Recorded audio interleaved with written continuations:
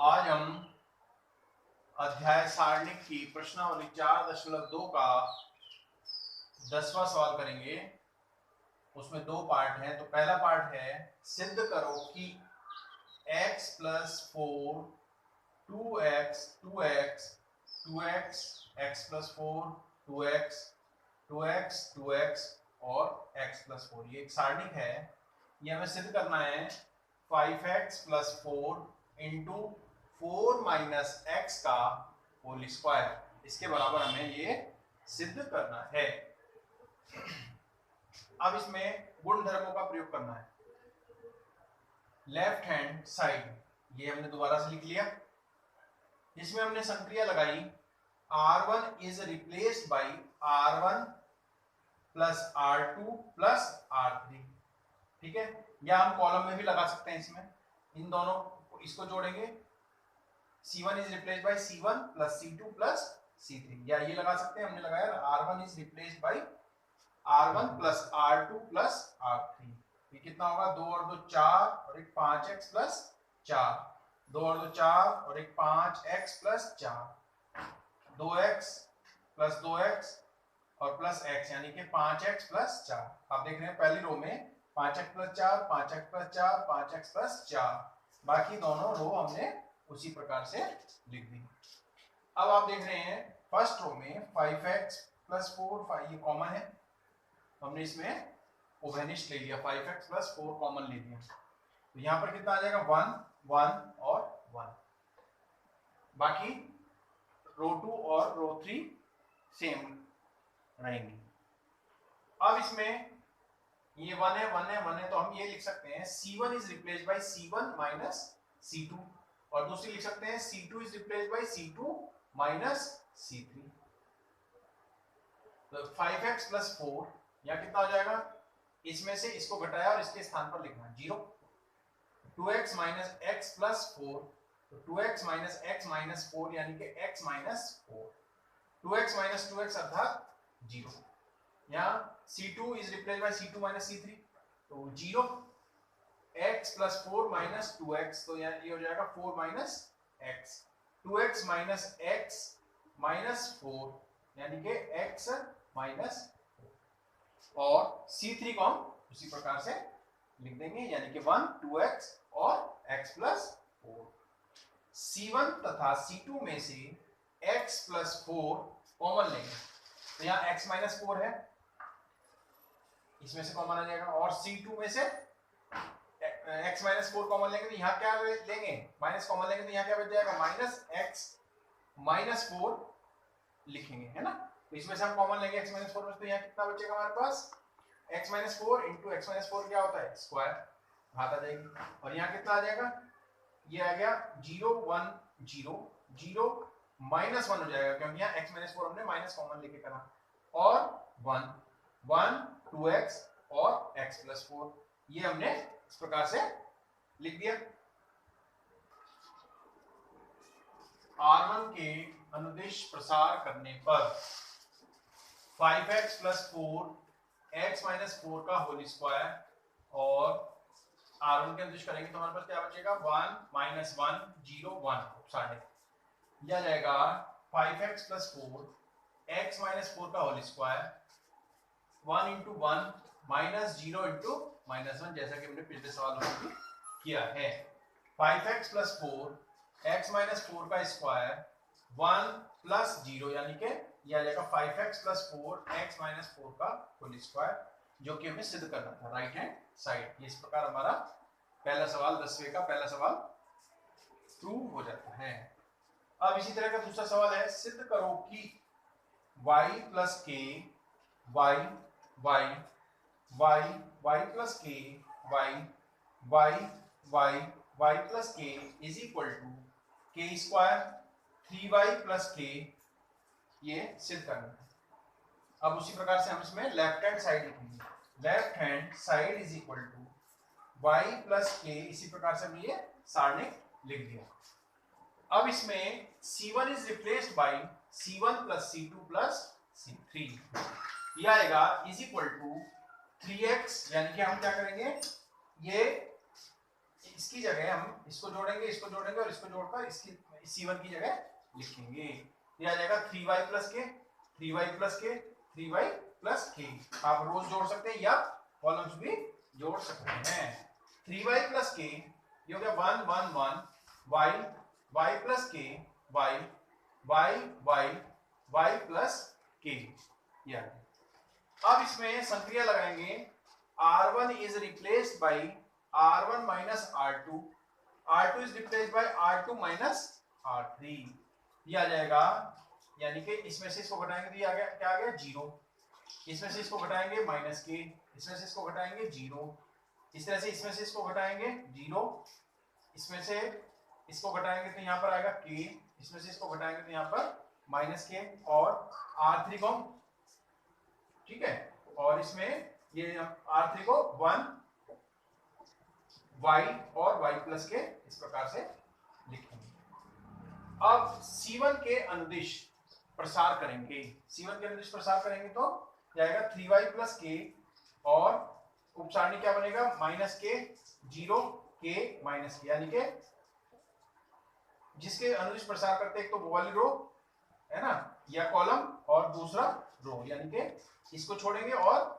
इस रो को छोड़ेंगे। तो हमारे पास उपसारणी का आया माइनस के 0 के माइनस के। तो इसे सॉल्व करेंगे तो कितना आएगा 3y प्लस के और ये माइनस के इंटू माइनस के कितना हो जाएगा के स्क्वायर माइनस के इंटू 0 0। तो हमारे पास क्या बचा 3y प्लस के इंटू के स्क्वायर बराबर, ये हमें सिद्ध करना था। इस प्रकार हमारा क्वेश्चन नंबर 10वें का दूसरा सिद्ध हो जाता है। प्रश्न 11 का पहला सवाल है, पहला पार्ट है, सिद्ध करो कि a minus b minus c 2a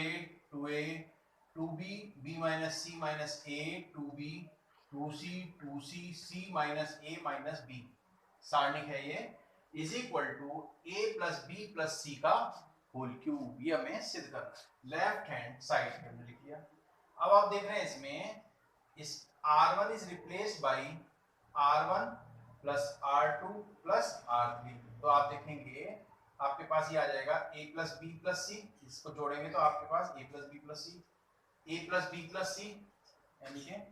ठीक है, और यहाँ पर भी जोड़ने पर तीनों को जोड़ेंगे और इसके स्थान पर लिखेंगे तो ये भी a plus B plus c आ जाएगा। 2b b minus c minus a 2b 2c 2c और c minus a minus b, बाकी को इसी प्रकार से लिखेंगे। अब इसमें से आप देख रहे हैं R1 में a plus B plus c common लेंगे, यहाँ कितना आ जाएगा 1 1 1, बाकी दोनों रो इसी प्रकार से लिखेंगे। अब आप देख रहे हैं यहाँ 1 1 1 है, तो अगर हम इसमें C1 अधिक से अधिक जीरो लाने का प्रयास करते हैं तो ये कैसे आएंगे, C1 is replaced by C1 minus C2, यानी कि C1 में से C2 को घटाकर C1 के स्थान पर रखना। C2 is replaced bye C2 minus C3, जैसा कि हमने पिछले सवालों में भी ये संक्रिया लगाई है। तो ये इज इक्वल टू आ जाएगा a plus B plus C, ये कितना आ जाएगा 0 0 1 a plus B plus C minus a plus B plus सी, और इसमें से इसको घटाने यहाँ लिखेंगे, ये आ जाएगा और ये आ जाएगा a प्लस बी प्लस सी और 1 2b c minus a minus b, ये इसी प्रकार लिखेंगे। इस संक्रिया के अनुसार हमने ये घटाए। अब आप देख रहे हैं C1 में a प्लस बी प्लस सी और C2 में भी a plus B plus c common है। हमने कॉमन लिया तो यहाँ पहले एक घात थी, अब ये a plus B plus C into A plus B plus C into A plus B plus C, घात हो जाएगी 3, ये हो जाएगा 0 0 1, यहाँ रह जाएगा 1, यहाँ माइनस 1 2b 0 1 और यहाँ c minus a minus b। इसमें से हमने क्या करा a plus B plus C a plus B plus c common लिया तो ये आ गया।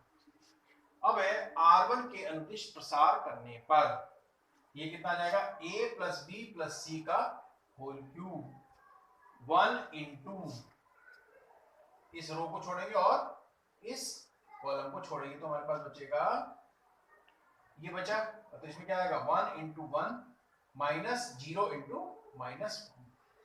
ठीक है, ये आ जाएगा। इसे सॉल्व करेंगे 1 माइनस 0 यानी कि 1, ये आ जाएगा a प्लस बी प्लस सी का होल क्यूब, जो कि हमें राइट हैंड साइड में सिद्ध करना था। ये हमारा क्वेश्चन नंबर 11 का पहला पार्ट सिद्ध हो जाता है। प्रश्न संख्या 11 का दूसरा पार्ट है,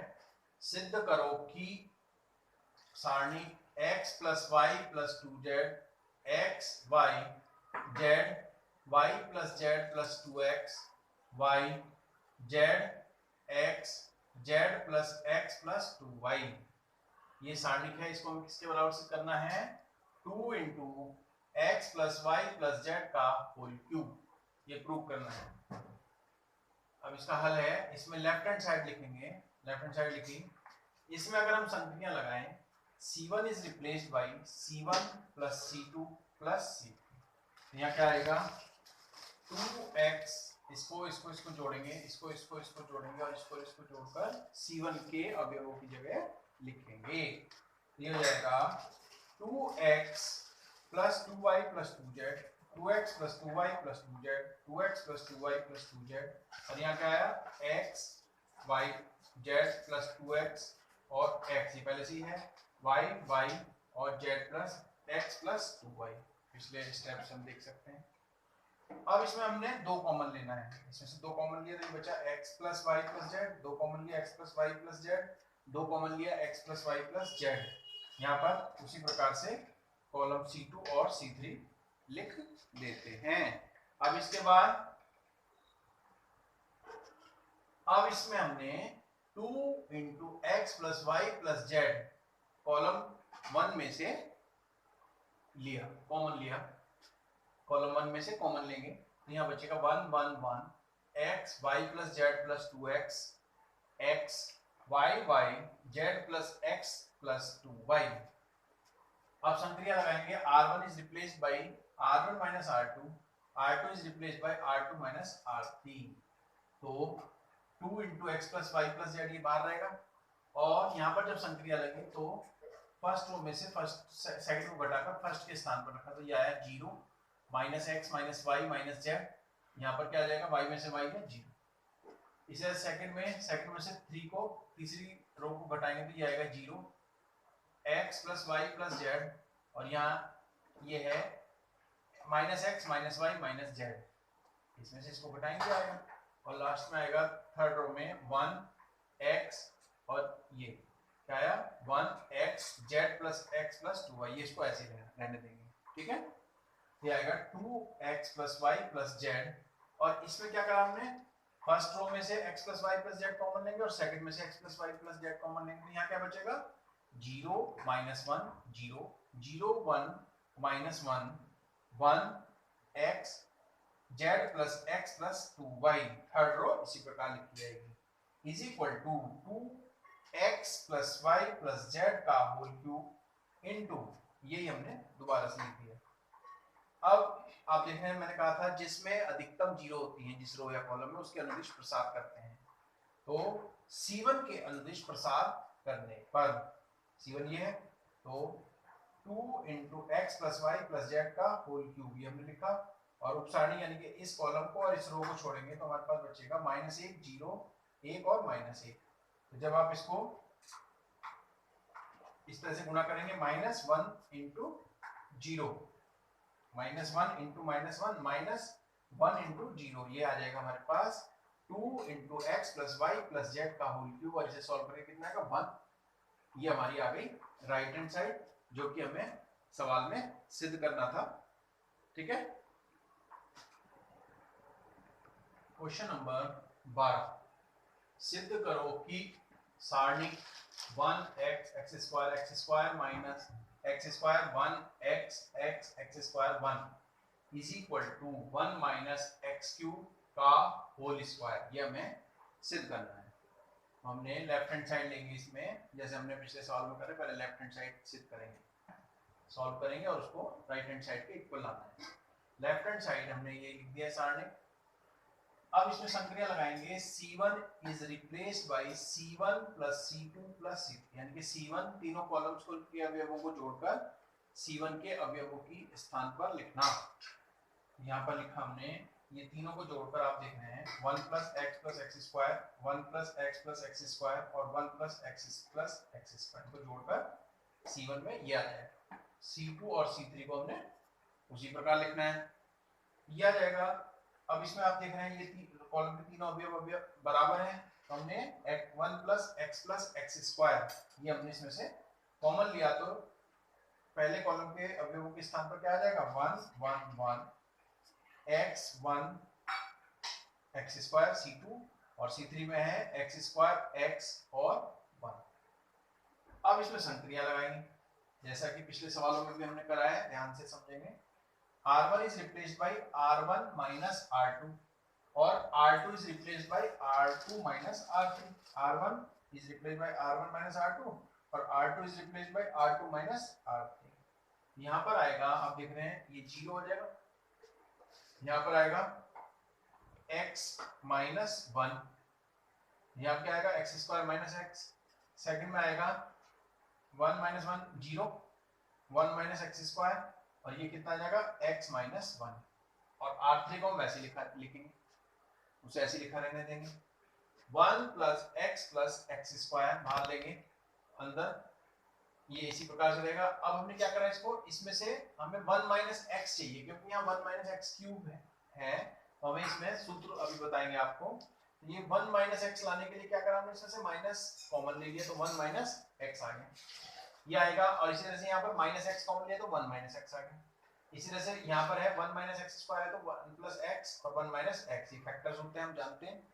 और ये आएगा, यहाँ पर भी हम 1 minus x बनाएंगे, इसके लिए हमने इसमें माइनस कॉमन लिया और R3 को हमने वैसे ही लिख दिया 1 x स्क्वायर और 1। अब आप देख रहे हैं यहाँ से 1 minus x कॉमन ले लेंगे और R2 में से भी 1 minus x कॉमन लेंगे, तो यहाँ पर 1 minus x का होल स्क्वायर बाहर कॉमन आ जाएगा, तो ये आ जाएगा 0 minus 1 और यहाँ पर क्या बचा माइनस x, यहाँ 0 1 plus x ये तो कॉमन आ गया और यहाँ पर -1 और R3 में है 1 x स्क्वायर और 1, उसी तरह से लिखेंगे। अब हमने बताया था जिसमें अधिकतम 0 होंगी उसके अनुदिश प्रसार करेंगे,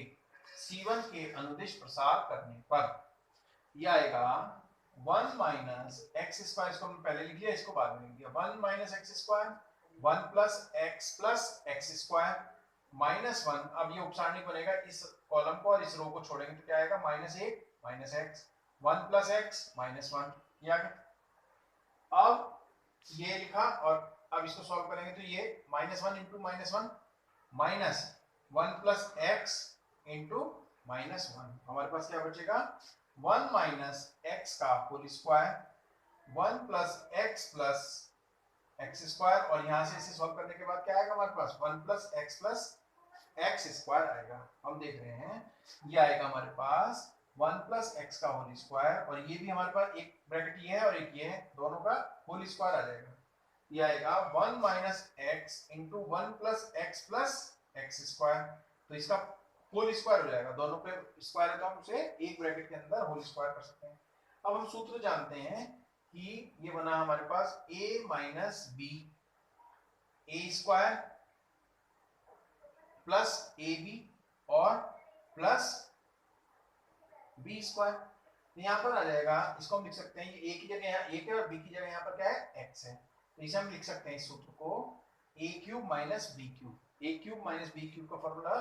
इस प्रकार से अभी बताया मैंने, a minus b into a square plus ab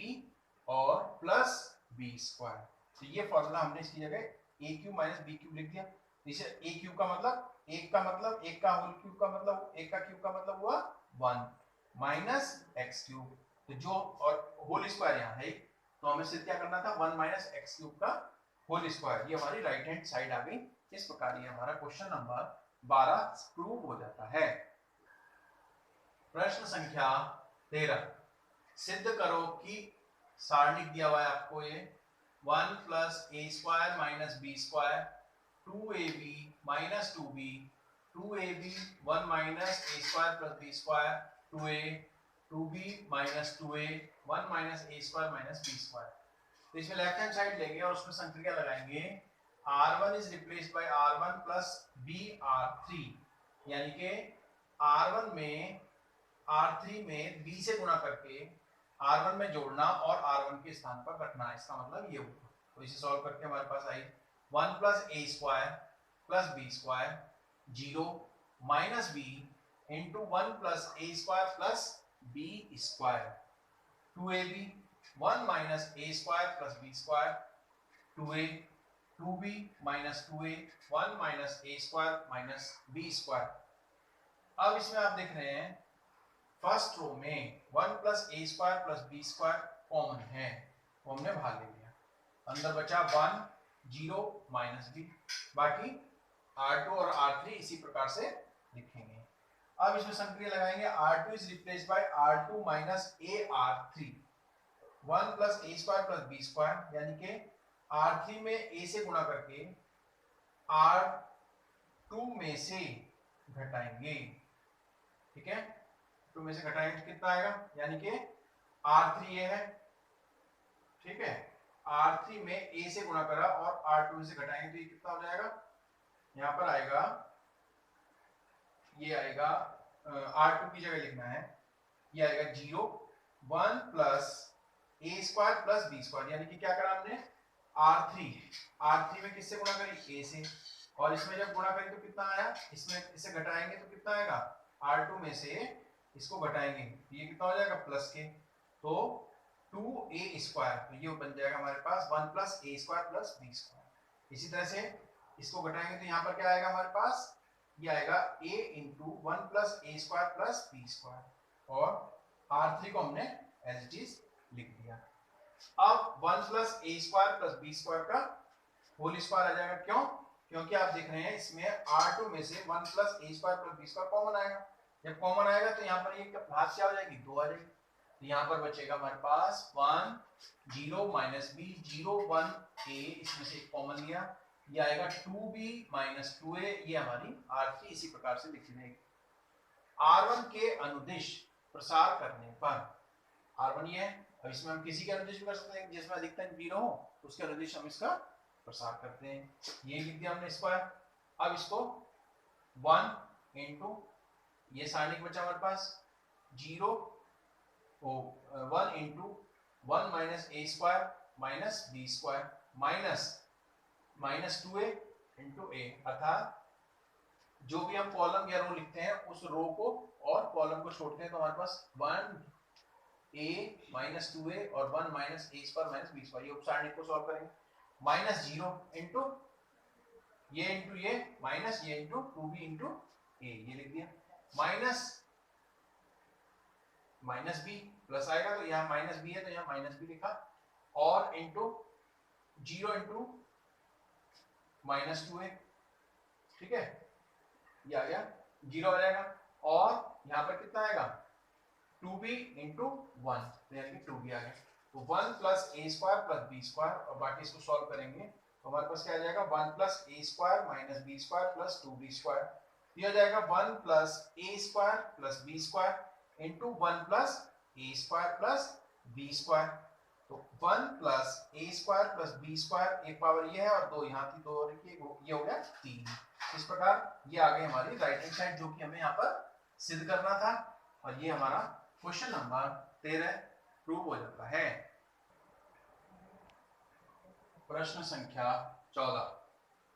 सिद्ध करो कि सारणी A square plus 1 A B A C A B B square plus 1 B C C A C B और C square plus 1 is equal to 1 plus A square plus B square plus C square, ये हमें सिद्ध करना है। Left hand side में अगर हम R1 R2 तथा R3 में से क्रमशः A B C उभयनिष्ठ ले लें, कॉमन ले लें, तो क्या होगा A B C, पहले कॉलम पहली रो में से A, दूसरी में से B और तीसरी में से C ले लें कॉमन, यहाँ बचा 1 प्लस, कॉमन लेने का मतलब जो राशि हमने बाहर लिखी है उससे अंदर R1 में भाग करना, R2 में B से भाग करना और R3 में C से भाग करना, ये इसका मतलब, ये आ गया हमारे पास। अब R2 is replaced by R2 minus R1 और R3 is replaced by R3 minus R1, तो ये संक्रिया लगाने के बाद हमारे पास आया ABC into A plus 1 upon A, B और c। तो R2 में लगाई हमने संक्रिया, तो यहाँ आया -1/a 1/b और 0, -1/a 0 1/c। अब हम क्या करेंगे, प्रत्येक रो में, प्रत्येक कॉलम में, पहले कॉलम में 1/a कॉमन लेंगे, दूसरे में से 1/b कॉमन लेंगे और तीसरे कॉलम में से 1/c कॉमन लेंगे। तो हमारे पास बचता है a² + 1 -1 और -1, b² 1 0, c² 0 1। अब इसमें R3 के अनुदिश प्रसार करने पर, अब हम इसमें कुछ कॉमन वगैरह नहीं ले सकते, तो जितना सरल कर सकते हैं उसके बाद हम इसमें प्रसार करते हैं। R3 के अनुदिश प्रसार करने पर हमारे पास आया, ये R3 हमारी -1, ये सारणिक बचा हमारे पास b² × 0 -1 × c² -0 × a² + 1 × 0 -1 × c² +1, ये आएगा a² + 1 × 1 -1 × b²। इसे सॉल्व करने के बाद हमारे पास आएगा, ये तो आगे सॉल्व करके हमारे पास क्या है, ये 0 हो गया, ये माइनस था, ये माइनस है, तो ये प्लस होकर c² आ गया, माइनस पूरा ये 0 आएगा, plus a² + 1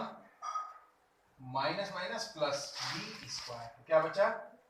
1 + a² + b² + c², जो कि हमें राइट हैंड साइड में सिद्ध करना था। ये हमारा क्वेश्चन नंबर 14 प्रूव हो गया। ये वो कर लो जरा। अब क्वेश्चन नंबर 15 बहुविकल्पीय प्रश्न है, यदि a एक 3/3 कोटि का वर्ग आव्यूह है तो सारणिक के a यानी कि डिटरमिनेंट ऑफ k × a का मान क्या होगा। इसमें 4 विकल्प दिए हैं। पहला है k × determinant of a, b है k² determinant of a, c है k³ × डिटरमिनेंट ऑफ a और d है 3k × डिटरमिनेंट ऑफ a। हम इसमें मान लेंगे, माना कोई आव्यूह a = a1 b1 c1 a2 b2 c2 a3 b3 c3 है। तो अब हमें निकालना है ka। तो पहले हम ka निकालेंगे। तो हमने बताया था आपको, जब k की गुणा करते हैं तो उसके प्रत्येक अवयव में गुणा करते हैं, ठीक है। तो k × ये आव्यूह है, तो k a1 k b1 k c1 k a2 k b2 k c2 और k a3 k b3 और k c3, प्रत्येक अवयव में हमने गुणा किया। अब इसका सारणिक निकालना, क्योंकि सारणिक जो होता है वो आव्यूह का ही होता है, वर्ग आव्यूह का ही होता है। तो k a, इसको हमने जो चिन्ह था वो बदल दिया, तो ये बन गया सारणिक k a। अब सारणिक में से जब हम कोई कॉमन लेते हैं, गुणा करते हैं, तो उसमें हम एक पंक्ति या एक स्तंभ में ही गुणा या भाग कर सकते हैं या कॉमन ले सकते हैं। तो अब हमने क्या करा, पहली रो में से k कॉमन लिया, सेकंड में से k कॉमन लिया और तीसरी में से k कॉमन लिया। तो हमारे पास क्या बच जाएगा, अंदर k × k और अंदर क्या बचेगा, a1 b1 c1 a2 b2 c2 a3 b3 c3। अब आप ध्यान से देखेंगे, k × k बराबर क्या होगा, k³ और अंदर क्या है, ये किसका मान है, डिटरमिनेंट ऑफ a। हमारे पास ये आया k a, determinant of k का मान क्या लिख सकते हैं, k³ × डिटरमिनेंट ऑफ a। इन चारों में से जो विकल्प है हमारा विकल्प C, k³ determinant of a, तो हमारा हम कह सकते हैं कि कहते हैं विकल्प C सही है, अर्थात डिटरमिनेंट ऑफ k का मान है k³ × डिटरमिनेंट ऑफ a। अंतिम प्रश्न है प्रश्नावली 4.2 का अंतिम प्रश्न है 16 बहुविकल्पीय प्रश्न। निम्नलिखित में से कौन सा कथन सही है। इसमें 4 ऑप्शन है। सारणिक एक वर्ग आव्यूह है, सारणिक एक आव्यूह से संबद्ध एक संख्या है, सारणिक एक वर्ग आव्यूह से संबद्ध एक संख्या है और इनमें से कोई नहीं। तो हम देख सकते हैं कि सारणिक एक वर्ग आव्यूह है, ये तो है, लेकिन ये एक संख्या के रूप में दर्शाते हैं हम, इसलिए ये सही नहीं है। सारणिक एक आव्यूह से संबद्ध एक संख्या है, यानी कि वर्ग आव्यूह आना चाहिए था यहाँ पर, इसलिए ये भी सही नहीं है। सारणिक एक वर्ग आव्यूह से संबद्ध एक संख्या है, जैसा कि मैंने आपको परिभाषा में भी जब समझाया था तो उसमें भी आपको ये बात बताई गई थी। और इनमें से कोई नहीं, ये भी विकल्प सही नहीं आता है। हम कह सकते हैं विकल्प सी सही है। इस प्रकार से हमने प्रश्नावली 4.2 के सभी प्रश्न हल किए और आपको समझाने का प्रयास किया। तो ये हमारी प्रश्नावली, आज हमारी प्रश्नावली 4.2 समाप्त हो जाती है। इसको आप रिवाइज करते रहेंगे और दोहराएंगे।